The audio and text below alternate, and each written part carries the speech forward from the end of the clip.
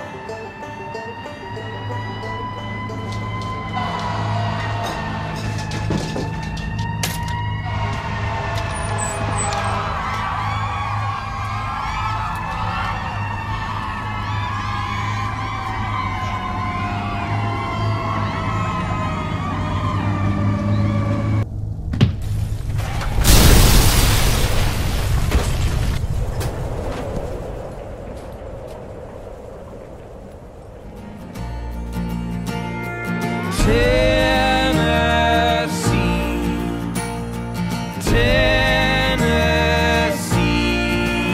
I was born here and raised here, and I'll make my grave here its home.